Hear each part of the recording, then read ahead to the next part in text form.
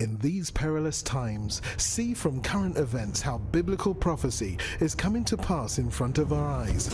You're watching In the Last Days, the program that looks at Israel and the end times with teaching from a Hebraic perspective.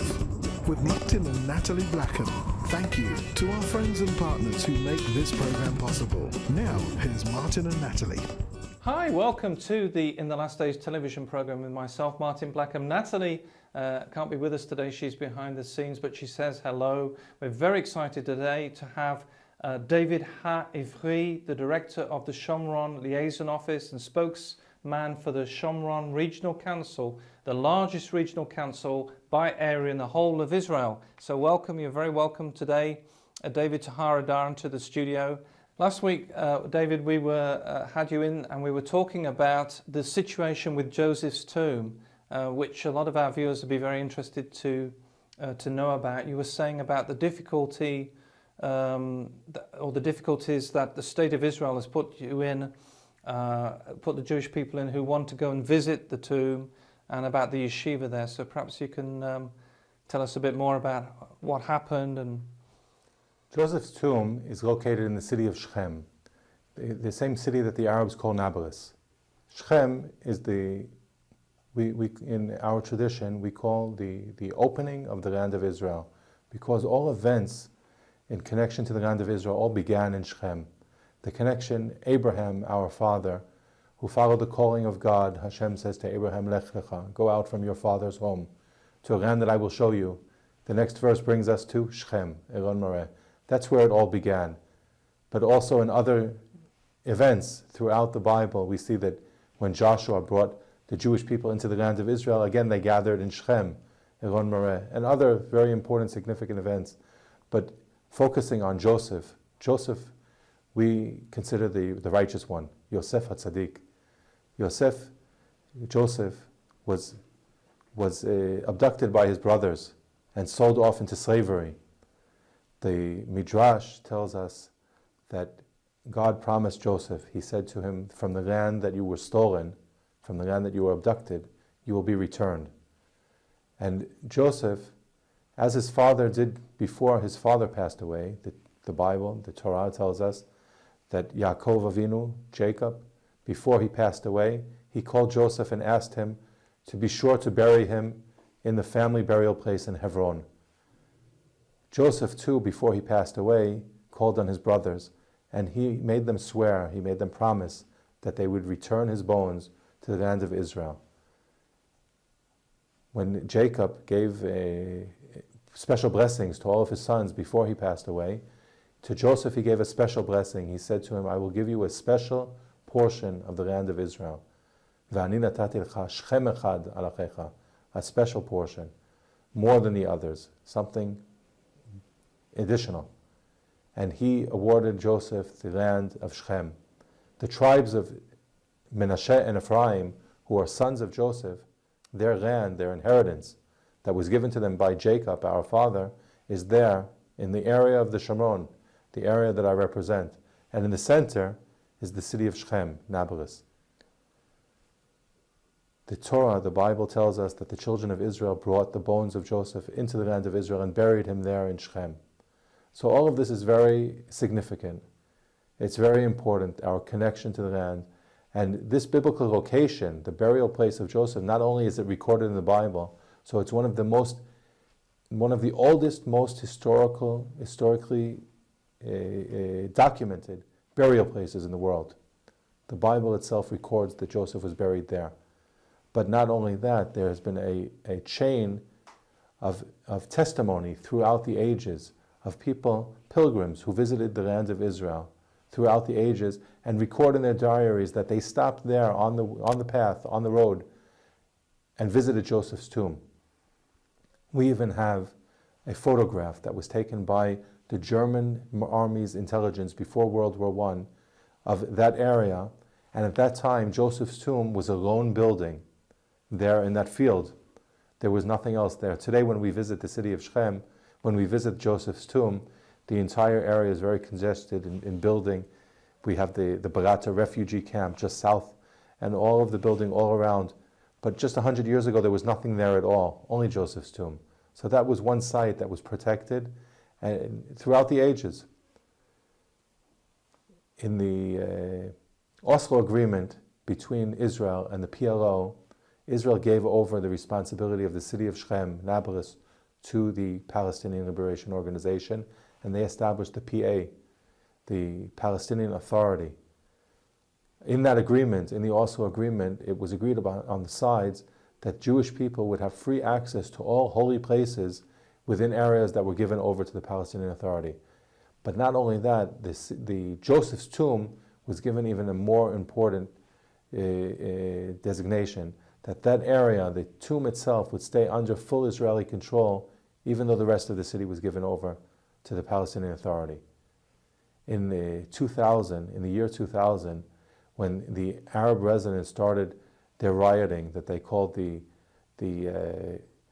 beginning of the Second Intifada, Arab rioters assaulted Joseph's tomb with weapons, with Kalashnikov rifles. An Israeli soldier was killed protecting Joseph's tomb. Mitchat Yosef was a non-Jewish Israeli soldier.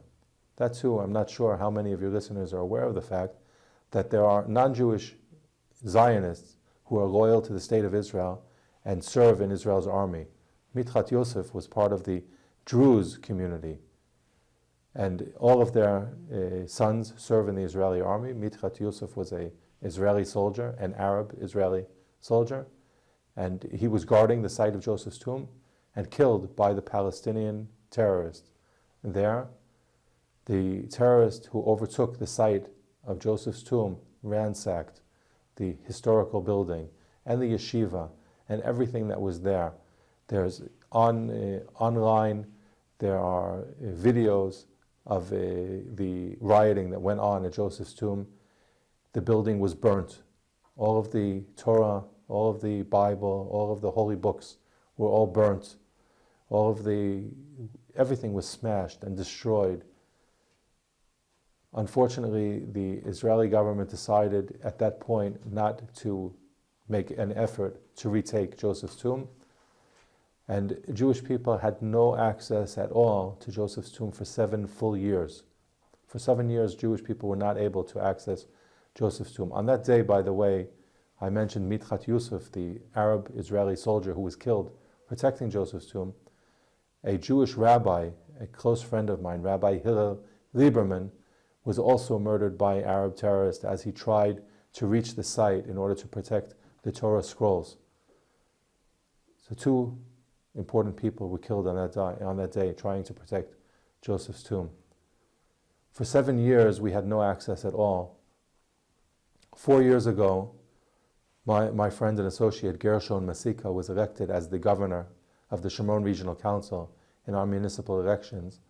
And the very first thing that he did was a request that the Israeli army provide access to Joseph's tomb.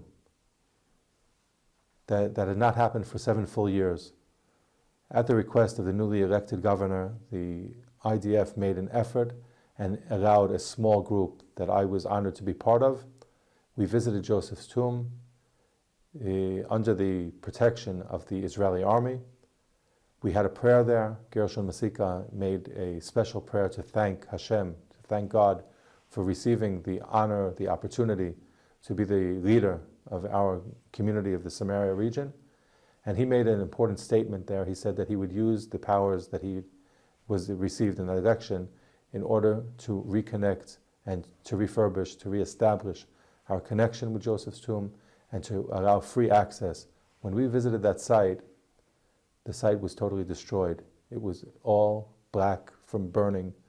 The Arab residents of that area would bring in tires and burn them within the holy site. They smashed and demolished the stone, the historical biblical stone that covered the marking of Joseph's burial site. And they destroyed the dome roof of the building. They smashed it open. And they threw garbage in that site. I'm glad to say that through these efforts that I've been speaking about over the past 4 years, The Israeli army has provided every month a visit for Jewish people to come and pray at Joseph's tomb. These visits, unfortunately, are still only midnight visits. At midnight, the army provides security. They bring us in on bullet-protected buses. People are allowed to be there for a very short time, 20 minutes, half an hour, and we try to bring in as many people as possible. We actually have lists and lists of people who are waiting for the honor and the opportunity to be able to pray at Joseph's tomb. Over the past year, we've succeeded in holding major renovations on the building, rebuilding the entire site, which is logistically a very complicated issue, being that we're not allowed free access. But I'm very glad to say that we've succeeded in rebuilding and restoring honor to this very holy man, Joseph, Yosef HaTzadik, and that we have more access, but still we wish to have free, open access at all hours to Joseph's tomb. I'd just like to point out regarding this whole issue that I've now described to you regarding Joseph's tomb, this also leads into another issue. Israel is being attacked internationally and being accused of being apartheid, of having a racist separation, which is an outright lie. People who visit Israel can freely see for themselves, but unfortunately the majority of people don't have that opportunity to come and see for themselves. When you go in Jerusalem, in the center of town, into any coffee shop or any store, you'll see Jews and Muslims buying and selling in the same stores, traveling on the same public transportation. This apartheid myth does not exist in reality, but the powers of propaganda make this real in the minds of many people, and especially those who hate Israel. So they use this as a tool to attack Israel.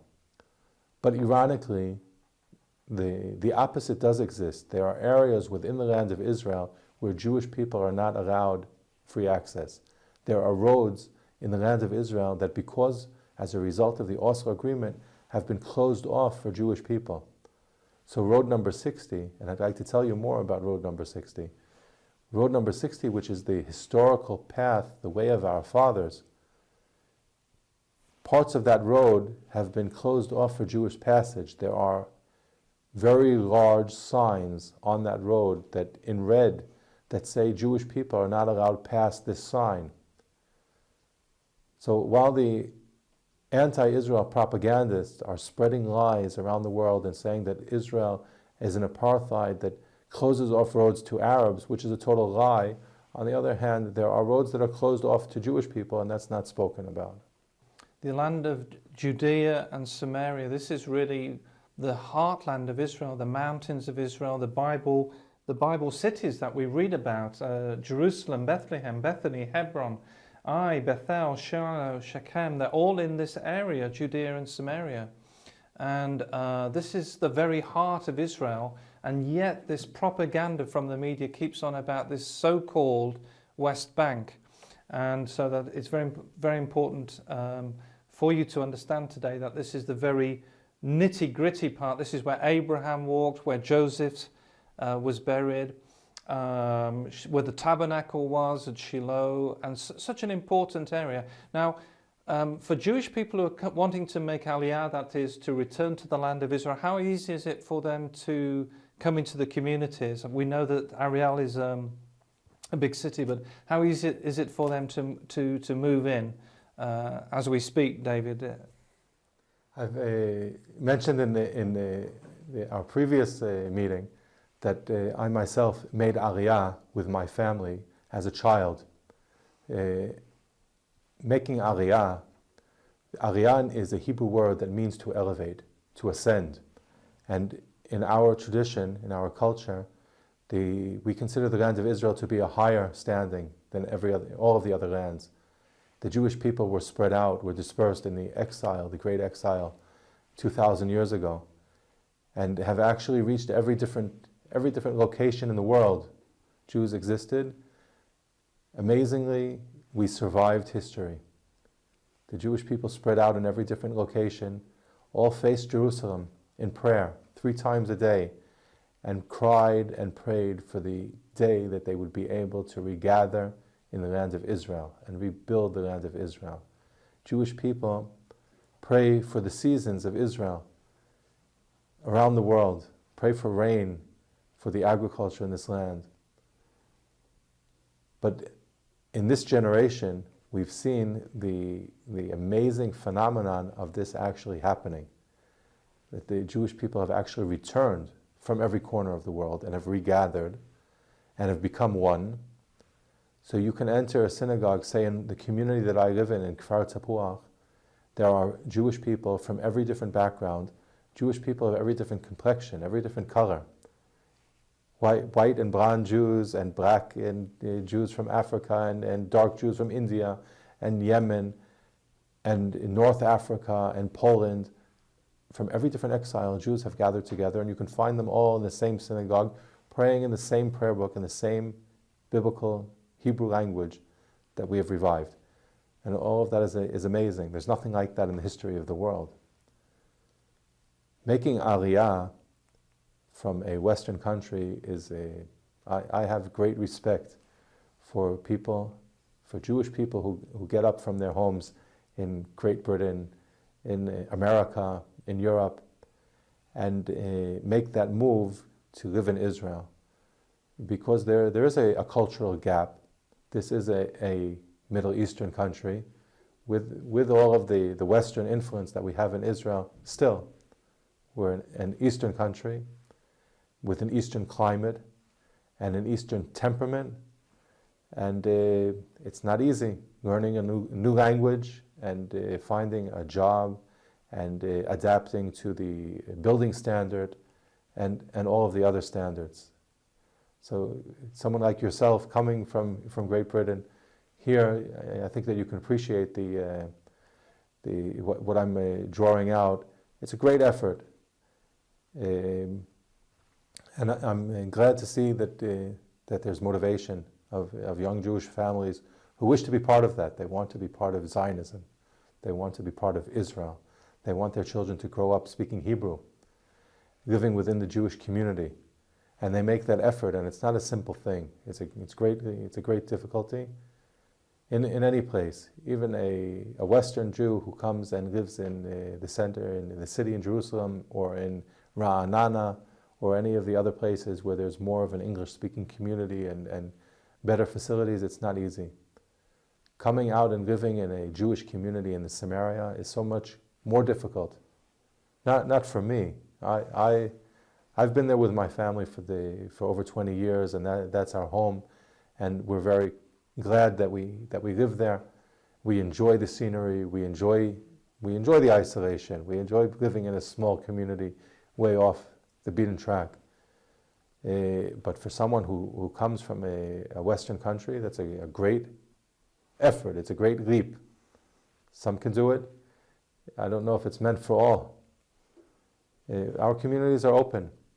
We have communities that have a religious fabric, that all of the members of the community are Torah observant, like I am, who take part in the synagogue, and Shabbat. Shabbat, we have no traffic, we have no music, no fires are lit. We have secular communities, secular Israeli communities in the Samaria. We have mixed communities. So each person can come and find where he feels most comfortable. And people can go to the website. It's www. Our website, the Shomron Liaison Office, is Yeshuv, YESHUV.org. And they can see a bit about, we'll be showing a bit on the program about what it's like to live there. But you've got industry there. It isn't just families living in the mountains. There is agriculture, and there's people even helping with the harvest, isn't there? You've got people, volunteers who come from the States and help with the harvest. And I want to tell you about another amazing phenomenon. The prophet Jeremiah comforts the children of Israel while they're being banished, exiled from the land of Israel after the defeat of a great war.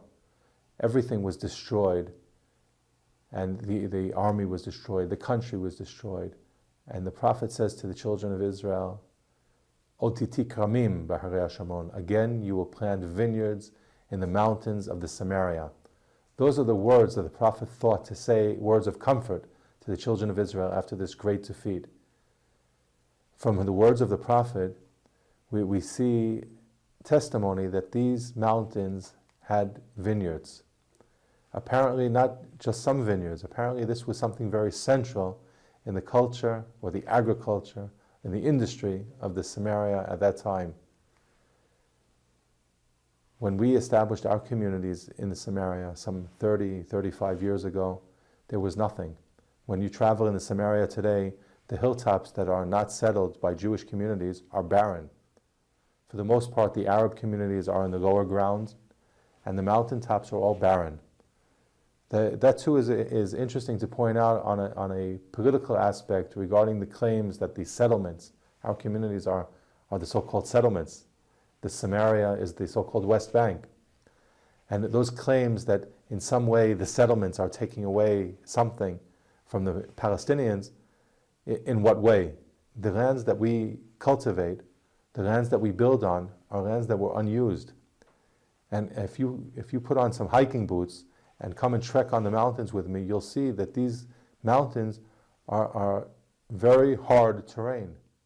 In order to do anything, in order to build communities or in order to plant vineyards, we need to bring in the biggest, strongest, heavy equipment to clear off all of the rock and stone that exist on these mountains. Nothing grew here for the past 2,000 years. We speak about the city of Ariel. The city of Ariel has 25,000 residents, has 12,000 students in its university. The Arab residents of the area had called that mountain where Ariel exists today the mountain of death, because according to their tradition, nothing could grow on that mountain. When the Jewish people came and established the city of Ariel, they weren't aware of that's what the Arabs called the hill. But that's what they call it. So we've come up to these mountains. We've rebuilt the communities. We have hundreds of communities on the mountaintops of Israel. And over the past 2 decades, Jewish farmers have been planting vineyards. It's really, really very amazing. Israel is known to have a very advanced agricultural infrastructure. The state of Israel has a ministry of agriculture, and they train top agricultural advisors who go around the world and teach people how to provide food, how to be most effective in planting, in irrigation, in raising livestock. So our farmers in the Samaria reached out to the Ministry of Agriculture and said, here we're in the mountains of the Samaria, and the Bible tells us, Od titi kramim, it says again you will plant vineyards, we're ready to go to work. We want to plant vineyards. The advisors from the Ministry of Agriculture came and looked at the mountains, and all they saw were rocks. And here and there between the rocks they saw some soil. So they took some of that soil back to the laboratories and they tested it. And they dug a hole to see how deep the soil reaches. And they came back to our farmers and they said, whatever you do, don't plant vineyards. Vineyards will not grow here. And if they do grow, they will not provide grapes. And if they do provide grapes, they will not be grapes for wine. And our pioneers, our settlers, in a positive way, I'm using the statement in a positive way, these romantic Jewish farmers looking at this barren hilltop and saying, how can we revive this? How can we make this green again? Will this land smile at the true sons of the land? The Jewish people are the sons of the land. This land has not smiled to any people for the past 2,000 years. And they brought in the heavy equipment. They disregarded the words of the top advisors of Israel's agricultural ministry, and they planted vineyards. Now an amazing thing has happened. This started about 15 years ago. For the first 4 years, according to the Torah law, the Jewish law, fruits that are grown on trees in the land of Israel are not to be eaten. We don't eat the fruit. But on the 5th year, we can. What happens to the first 4 years? Is it? The first 4 years is considered holy. It's hekdesh. So it's it has removed. to do with the temple. Right. But the fifth year, on the fifth year, they took their harvest. They had a contract with Carmel Mizrahi, that's Israel's biggest wine producer, and they brought the grapes. So here you have these little farmers on little farms in the mountains of Samaria, have finally succeeded in producing grapes, and they brought them to the winery. And in this winery, which is also very sophisticated, they took the grapes to their laboratory and they tested them. And they said something very strange has happened here. The grapes that you've grown have the highest level of sugar of all of the grapes in Israel. Wow. These grapes are gold. There's nothing like this in Israel. It turns out that this land, the mountains of Samaria, the mountains that the prophet prophesied on, he said, again, you will plant vineyards. The mountains that we consider the mountains of blessing, Mount Gerizim is Mount Blessing. And Joseph, who we spoke about earlier, who this is the territory of Joseph and his sons, is considered the man who brought a blessing to the people of Israel. These mountains have a microclimate that does not exist anywhere else. It's totally unique. There's nothing like this anywhere else in the world. Because of the elevation, because of the nearness to the Mediterranean and to the Jordan desert on the other side, the elevation gives us a freeze in the winter. We get the sea breeze. There's nothing like this anywhere else in the world. And this is totally unique for grapes, for wine. Our vineyard owners, those young romantic pioneers who disregarded the words of the agricultural advisors, realized that they have something very special, and a number of them went out to learn to make wines. One went to France, and one went to Italy, and one went to Tel Chai. And today there are 12 boutique wineries from Jerusalem on road number 60, and we haven't spoken about road number 60 yet. 12 wineries from Jerusalem leading up to Elon Moreh Shechem. We're going to have to speak about that next week because there's so much to talk about with the Shomron. It's been great to have you with us, David, this week. And I'm sure that people, you know, they'll be able to contact you via the website and your email. And remember, we're living in the last days. You've been watching In the Last Days, a TV program with Martin and Natalie Blackham, the program that looks at Israel and the end times with teaching from a Hebraic perspective. If you would like to financially support the program or find out about conferences, meetings, or ministry products, then please contact us with the details on your screen. Visit our easy-to-use website at www.inthelastdays.com and register for our free e-newsletter. Get the latest news from Israel, product information, online video teaching, or watch today's TV program at a time that's convenient to you. Thank you again, friends and partners, for making this program possible. See you in 2 weeks, same time, same station, for the next program from In the Last Days.